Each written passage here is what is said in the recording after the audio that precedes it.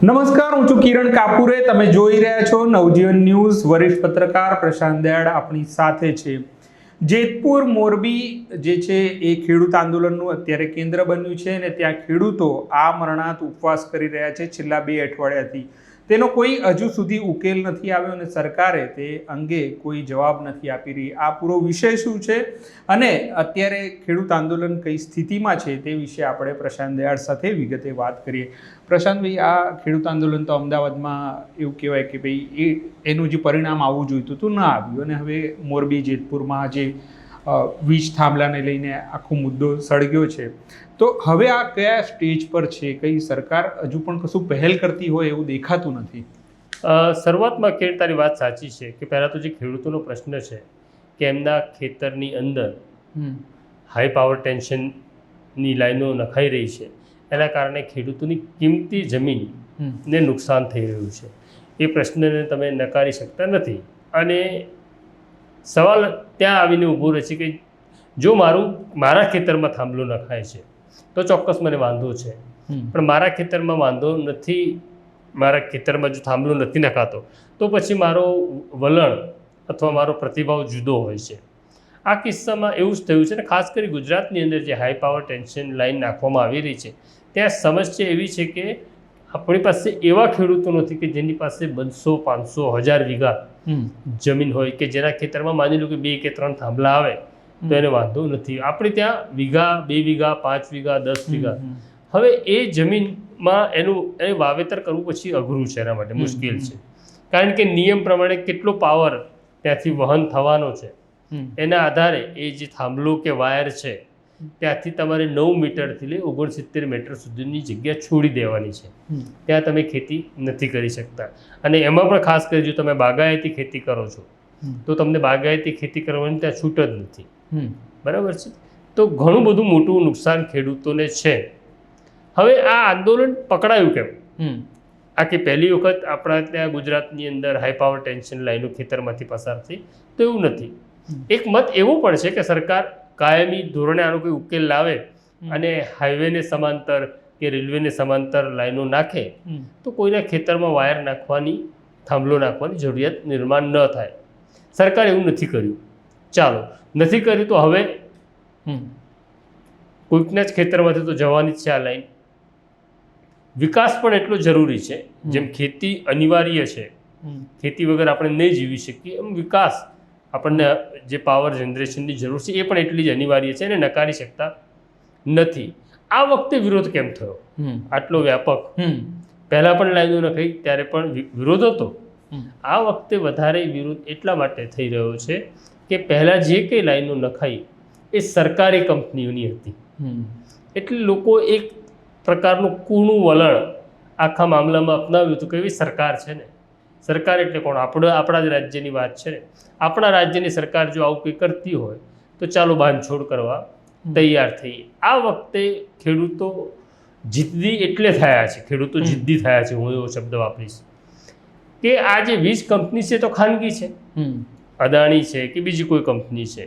જો ખાનગી કંપની નફો કરવાની છે, પૈસા કમાવાની છે અમારા ખેતરમાં થાંભલો નાખીને, તો પછી અમને કેમ પૈસા પૂરા નથી મળતા? વળતરનો પ્રશ્ન આવે છે. અહીંયા બીજી સમસ્યા એવી થઈ છે કે આપણે ત્યાં હજી બુલેટ ટ્રેન શરૂ થઈ નથી. બુલેટ ટ્રેનનું કામ ચાલુ છે. બુલેટ ટ્રેનમાં જે કંપનીઓ હતી જેને જમીન સંપાદન કરવાની, તેને ખૂબ ઊંચો ભાવ આપ્યો, એટલે બજાર ભાવ આપ્યો છે. અહીંયા સરકાર વાત કરી રહી છે કે જંત્રી પ્રમાણે, કે જંત્રીથી આટલા ગણા વધારે કોઈક જગ્યાએ. પણ સમસ્યા એવી છે કે જંત્રીનો ભાવ આપણે ત્યાં ઓછો છે સૌરાષ્ટ્રમાં. હવે જંત્રી પ્રમાણે ખેડૂતને ચોક્કસ નુકસાન જઈ રહ્યું છે. એના કારણે ખેડૂત 2-3 મુદ્દાઓ એકત્રિત થયા અને ખેડૂતો જીદ પર ઉતર્યા અને સરકારે પણ જે ભૂલો કરી. સરકારની ભૂલ એવી હતી કે પ્રારંભિક તબક્કામાં જ સરકારે ખેડૂતો સાથે વાત કરવાની. એક્ઝેક્ટલી. મારા ખેતરમાં થાંભલો આવે એની પહેલાં મારી સાથે કલેક્ટરે કોઈ ચૂંટાયેલા પ્રતિનિધિએ વાત કરવાની હતી, મને સમજાવવાનો હતો કે ભાઈ આ સ્થિતિ છે, અમે થાંભલો નાખવાના છીએ. એની જગ્યાએ આપણે શું કર્યું? પોલીસ લઈને પહોંચ્યા. તમે પોલીસ લઈને પહોંચો ને એટલે પહેલી શંકા સરકાર ઉપર એવી ઉદ્ભવે કે તમે અમને પોલીસના ડરથી અમારી જમીન હડપી લેવા માંગો છો. સરકારની પણ આ ભૂલ હતી, સરકાર બોલી નહીં અને એના કારણે જે મોરબીમાં છે એ અમરનાથ ઉપવાસ ચાલી રહ્યા છે, જેતપુરમાં મોટી સંખ્યામાં ખેડૂતો એકત્રિત થઈ રહ્યા છે, સુરેન્દ્રનગરમાં આ પ્રકારના કાર્યક્રમ થઈ રહ્યા છે. આ આંદોલનને લઈને સ્વાભાવિક છે કે આમ આદમી પાર્ટી હોય કે કોંગ્રેસ હોય એમના હિસાબો જુદા છે. એ સરકાર સામે ખેડૂતોને 10 રૂપિયા મળવા પાત્ર હોય અને સરકાર 25 રૂપિયા આપવા માંગતી હોય તો આ લોકો 1000થી વાત શરૂ કરે છે. એટલે એનો તાળો બેસે નહીં. અત્યારે સ્થિતિ એવી છે કે હવે સરકાર તૈયાર છે. સરકારને પણ સરકાર ચલાવી છે ને ભારતીય જનતા પાર્ટીને 2027ની ચૂંટણીનો સામનો કરવાનો છે. એ સંજોગોમાં ખેડૂત સાથે સંવાદ થવો અનિવાર્ય છે. સંવાદ કરવામાં સરકારે મોડું કર્યું. હવે એવું છે કે સરકાર સંવાદ કરવા માંગે છે. જે સરકારે કોઈ પહેલ દાખવી છે. ઉર્જા અને પેટ્રોકેમિકલ્સના જે સંયુક્ત સચિવ છે આશીષ વાળા, એમણે કલેક્ટરને પત્ર લખ્યો કે આ મુદ્દે મુખ્યમંત્રી ભૂપેન્દ્ર પટેલ ખેડૂતો સાથે સંવાદ કરવા તૈયાર છે. કલેક્ટર આ પત્ર લઈને મોરબીના ખેડૂતો પાસે જાય છે. ખેડૂતો એવું કહે છે કે પહેલા તમે શું કરવાના છો, શું આપવાના છો એની જાહેરાત કરો, પછી મિટિંગ કરીએ. પણ જો હવે ખેડૂતો જે ઈચ્છે છે એ જ આપવાનું હોય તો પછી મિટિંગનો ક્યાં સવાલ છે? મિટિંગ કરવાનું મુખ્યમંત્રીએ કે સરકારે કહ્યું એનો અર્થ એવો છે કે આપણે કોઈ વચગાળાની કિંમત ઉપર આવવા માટેની ચર્ચા કરવાની છે. એક્ઝેક્ટલી. તો ખેડૂતો અત્યારે નકારી કાઢ્યું છે.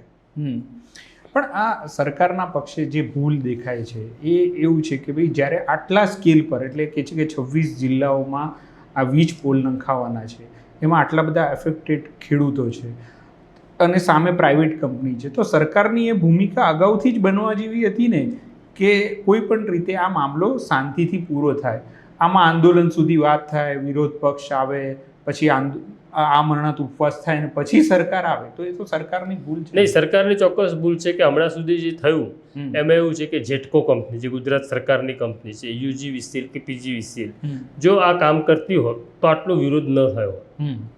બરાબર છે. પણ હવે સવાલ એવો છે કે કોઈ એવી કંપની કે જે માત્ર પૈસા રળવા માટે, જેનાથી સરકારને કોઈ આર્થિક ફાયદો થવાનો નથી, તો પછી એની પ્રોડક્શન કોસ્ટમાં એનો સમાવેશ તમારે કરવાનો હતો. આમાં એવું થયું કે તમે પહેલાં પ્રોડક્શન કોસ્ટ નક્કી કરી નાખી. અદાણી કંપની, ઉદાહરણ રૂપે કહું છું કે કચ્છથી લઈને અમે મહારાષ્ટ્ર સુધી જવાના છીએ, અમારી પ્રોડક્શન કોસ્ટ આટલી. પણ હવે તમારી પ્રોડક્શન કોસ્ટ તમે નક્કી કરી નાખી, પણ જમીન તો કોઈકની છે. તો એ ખેડૂતને તો પૂછવું હતું કે ભાઈ તારી જમીનમાં અમે થાંભલો નાખવાના છીએ તો અમારે કેટલા રૂપિયા તને આપવાના છે, અમે આટલા આપવાના છીએ ભાઈ, તમારી કેટલી અપેક્ષા છે. એવો તો ડાયલોગ થવો જોઈએ ને. એવો ડાયલોગ જ ન થયો અને ન થયો. અને હવે સરકાર બેકફૂટ ઉપર આવી ગઈ છે, કારણ કે આ આંદોલન હવે જુદી રીતે જઈ રહ્યું છે, જેના કેટલાક લોકોને રાજકીય ફાયદા પણ લેવા છે. આમાં ઘણાના હિસાબ પણ સરભર કરવાના છે. અને એવું નથી કે આ માત્ર આમ આદમી પાર્ટી કે કોંગ્રેસ આનો ફાયદો લેતી હોય. આમાં ભારતીય જનતા પાર્ટીના નેતાઓના પણ કેટલાકના હિત છે, એ પણ ફાયદો લઈ રહ્યા છે. આ આંદોલનને તમે 3 રીતના જોઈ શકો. આ આંદોલન અદાણી સામેનું છે, આ આંદોલન મુખ્યમંત્રી સામેનું છે. કોની સામેનું છે? મુખ્યમંત્રી બદનામ થાય એવી પણ કેટલાકની ઈચ્છા હોય, કે પછી આ આંદોલન સ્વયંભૂ છે. તો આ આંદોલન કઈ રીતનું છે એનો તાગ મેળવવામાં સરકાર મોડી પડી, આ તાગ ન મેળવી શકી. બરાબર. પણ આમાં જે પ્રાઇવેટ કંપનીઓ ઇન્વોલ્વ છે એ તરફથી કશું જ આવતું નથી. ના કોઈ નિવેદન આવે છે, ના કોઈ સ્પષ્ટતા થાય છે. આટલા બધા લોકો માંગણી કરી રહ્યા છે. અલ્ટિમેટલી કરોડોનો લાભ તો પ્રાઇવેટ કંપનીને જવાનો છે. એટલે કંપનીઓ જ્યારે આ રીતે વર્તે છે, એ કંપની આપણા દેશની જ છે, અહીંયા જ નફો કરશે આટલા કરોડોમાં, અને બહુ સદ્ધર કંપનીઓ છે. તો એ લોકોને કેમ એવું નહીં થતું? આ એપ્રોચ એવો કેમ નથી થતો જે એક વખત ગાંધીજીનો હતો, ટ્રસ્ટીશીપ જેવો, કે ભાઈ જે કંઈ છે એ આપણા જ માણસો જોડે જઈ રહ્યું છે ને, આ તો કંઈ અંગ્રેજોની કંપની છે નહીં. એટલે અત્યારે સવાલ એવો છે કે અંગ્રેજો ઈસ્ટ ઇન્ડિયા કંપની લઈને ભારત આવ્યા અને ભારતીયો પાસેથી લૂંટ્યું. હવે કેટલાક લોકો આવી જ દલીલ કરે છે, હવે ઈસ્ટ ઇન્ડિયાની જરૂર તમારી પાસે નથી. તમારી પાસે આ પ્રકારની અનેક કંપનીઓ છે જે સરકારને મોટું ફંડ આપે છે અને સરકાર એમની સાથે સહાનુભૂતિ રાખે છે. સવાલ એવો પણ છે કે સરકારે એ કંપનીને પણ કહેવું પડે કે તમે ₹1 કહ્યો છે તો ₹1 વ્યાજબી નથી. એક્ઝેક્ટલી. ખેડૂત 5 કહે છે, તમે 1 કહો છો, 1 વ્યાજબી નથી. આ ખેડૂતને 3 કે 4 રૂપિયા મળવા જોઈએ, એવી સરકારની ભૂમિકા હોવી જોઈએ. હવે થાય છે એવું કે જ્યારે ખેડૂતોના ખેતરમાં કોઈ જાય છે, એટલે કે કંપની, તો કંપનીના અધિકારી જાય છે. હવે એ કંપનીના અધિકારી એટલા નાના છે કે એ કિંમત નક્કી નથી કરી શકતા. ગૌતમભાઈ પોતે તો કંઈ આવતા નથી જમીન સંપાદન કરવા માટે. તો જમીન સંપાદન કરવાનું કામ કોનું છે? તો જમીન સંપાદન કરવાનું કામ કલેક્ટરનું છે. હવે જે આપણે લેન્ડ પ્રાઇસ કમિટી હોય છે એને અધ્યક્ષ કલેક્ટર હોય છે, એણે કિંમત નક્કી કરવાની હોય છે. પણ જ્યારે અદાણી જેવી કંપનીનું નામ પડે છે એટલે આ કલેક્ટરો મૂંઝાઈ જાય છે, એમના મોઢા સિવાય જાય છે, એમનું મગજ એ લોકો બંધ કરી દે છે. એમણે નક્કી કરવાની છે. મને એક હમણાં જ જાણકારી મળી કે બધી જ જગ્યાએ ખૂબ વિરોધ થઈ રહ્યો છે આ મુદ્દાને લઈને. પણ નવસારીના કલેક્ટરે નવસારી જિલ્લાના ખેડૂતોને બોલાવ્યા, એમની સાથે સંવાદ કર્યો અને કિંમત નક્કી કરી જે લગભગ બજાર કિંમત સાથે મેળ ખાય છે. એટલે ત્યાંના ખેડૂતોએ કીધું બરાબર છે. બરાબર. તો એ કલેક્ટરે કોલ લેવો પડે. અહીંયા કલેક્ટર કોલ જ નથી લઈ રહ્યા. બધા જ કલેક્ટર ગાંધીનગર તરફ જોઈ રહ્યા છે કે સરકાર કોઈક નિર્ણય કરશે. એના કારણે આ વિષય વધારે ગોચમાં પડી રહ્યો છે. બીજું કે સરકાર તો આવે ને જાય, સરકારમાં જે હોય ભલે ભાજપ હોય પણ એમાં પણ બધા બદલાતા રહે. પણ આ અધિકારીઓ છે જે તો ખેડૂતને ઓળખે છે, પ્રાઇવેટ કંપનીઓને ઓળખે છે અને વર્ષોથી એક જગ્યા પર હોય, કાં તો એમની બઢતી પણ થાય, તો એ લોકોનો એપ્રોચ કેમ એવો નહીં હોતો કે ભાઈ એ સરકારને કંઈ કહી શકે તો એમની વાત પણ તો માનવામાં આવે ને? સરકારમાં જે ખાસ કરી આઈએએસ કે આઈપીએસ અધિકારીઓ બેસે છે, એમનો અભિગમ ચોક્કસ પ્રજા તરફી હોવો જોઈએ. પણ કિરણ, સામાન્ય રીતે એવું બનતું નથી. બહુ ઓછા આઈએએસ કે આઈપીએસ અધિકારી એ પ્રજા તરફી અભિગમ રાખતા હોય છે. મેં કહ્યું કે નવસારીના કલેક્ટર, મને કોઈ ખેડૂતે જ કહ્યું છે કે નવસારીના કલેક્ટરે એ અભિગમ રાખ્યો કે ભાઈ કંપનીને પણ નુકસાન ન જાય, તમને પણ નુકસાન ન જાય, એવો વચલો ભાવ હું તમને આપું જેનાથી તમે ઠીક રકમ મેળવો છો એવો અહેસાસ થાય. મારી ₹5ની વસ્તુ મેં નક્કી કરી છે, બરાબર છે, પણ તમે એવું કહો કે 50 પૈસા જ આની કિંમત છે, તો પછી એ 50 પૈસા કરતાં છે ને મને, હું લાગણીથી જમીન સાથે જોડાયેલો છું. મારી લાગણીને તમે દુભાવો છો. તમે એવું કહી દો ને કે તમે 5 કહો છો ને, 5 ની ₹3.5 થશે, તો હું તૈયાર થઈશ ને. બરાબર છે. જમીન સંપાદન કરવાનો અધિકાર સરકારનો છે. વિકાસ માટે જમીન સંપાદન કરવી પડશે, આવું આપણે ચોક્કસ માનીએ છીએ.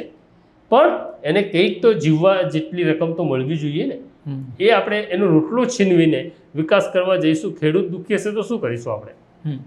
બીજું કે આજના મીડિયામાં છે કે કિસાન સંઘ આમાં ઉતર્યું છે ને એ પણ હવે નિવેદન આપી રહ્યું છે. અત્યાર સુધી કિસાન સંઘ મને લાગે છે કે આખા કેસમાં ક્યાંય નહોતું. કિસાન સંઘ એટલે ભારતીય જનતા પાર્ટીનો હિસ્સો છે.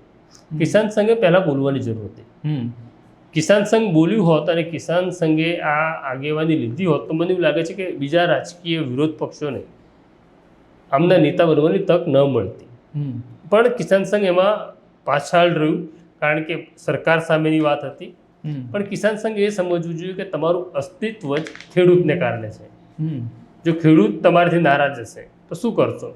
પણ અત્યારે એક સમાચાર આજે આપણે સ્ટોરી કરવા બેઠા એની પહેલાં જે કેવા સમાચાર મળી રહ્યા છે કે કેટલાક ખેડૂતો સંવાદ કરવા તૈયાર થયા છે અને લગભગ 2 દિવસની અંદર એવું કોઈ ફોર્મ્યુલા બહાર આવશે જેના માટે સરકાર એપ્રોચ કરી રહી છે અને ખેડૂતોને સ્વીકાર્ય હશે એવી ફોર્મ્યુલા 2 દિવસમાં મળે એવી એક જાણકારી મળી રહી છે.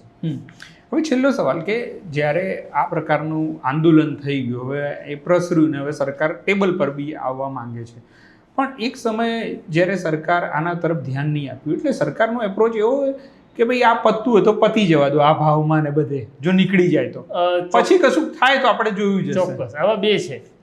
એક તો આ જે ખેડૂત છે ને એને કાયદાની ખબર નથી, એટલે સરકાર એવું માનતી હતી કે આપણે જે આપીશું એ ખેડૂત લઈ લેશે. પછી આંદોલન શરૂ થયું કે અમને નુકસાન છે, અમને નુકસાન છે. તો નુકસાન બરાબર ચોક્કસ છે. હમ તો શું જોઈએ છે? તો શરૂઆતના ગાળામાં કેટલા ખેડૂતો પાસે ક્લેરિટી નહોતી. કોઈકે કીધું રાજસ્થાનમાં બહુ પૈસા મળે, તો રાજસ્થાન મોડલ પ્રમાણે અમને પૈસા આપો. હવે વાત એવી હતી કે રાજસ્થાનમાં જે પૈસાની ચૂકવણી થઈ ત્યાં પણ વીજ પોલ નખાયા, એના કરતાં ગુજરાતે ભાવ ઊંચો મૂક્યો હતો. એટલે એક તબક્કે એવું થયું કે મિટિંગમાં જે લોકો આવ્યા હતા એમને એવું કીધું રાજસ્થાન મોડલ આપો. એટલે સરકારે કીધું રાજસ્થાન મોડલ તમારે જોઈએ? તો કે હા. તો કે અમે ચોરસ મીટરે 900 આપીએ છીએ, રાજસ્થાન મોડલ પ્રમાણે 600 છે. બરોબર. તો તમારે 600 જોઈએ છે? તો કે ના, 600 નથી જોઈતા. એટલે આ પ્રકારની બધી ગૂંચવણો બહુ થઈ. ખેડૂતોનું કેવું એવું પણ હતું કે ભાઈ તમે ચાલો ઊભો કરી દો, અમારે અત્યારે પૈસા નથી જોઈતા, અમને દર મહિને જેમ મોબાઈલ કંપની ભાડું ચૂકવે છે એવું ભાડું ચૂકવો. એ વિશે પણ વાત થવી જોઈએ, પણ અત્યાર સુધી એવું થયું કે ડાયલોગ ન કર્યો સરકારે. પણ હવે એ ડાયલોગ થઈ રહ્યા છે અથવા થવાના છે એવી જાણકારી મળી છે, અને કોઈક ઉકેલ 2 દિવસમાં આવશે એવું મને લાગી રહ્યું. હા, હવે એક સવાલ રહી ગયો પ્રશાંતભાઈ, કે અમિત શાહ અવારનવાર આવે છે, અઠવાડિયામાં ગુજરાતમાં હોય, પછી નરેન્દ્ર મોદી પણ જ્યારે આવે વડાપ્રધાન તો એ ગુજરાતીમાં બોલે અને લોકો જોડે બહુ જ આત્મીયતાથી આખી વાત કરે.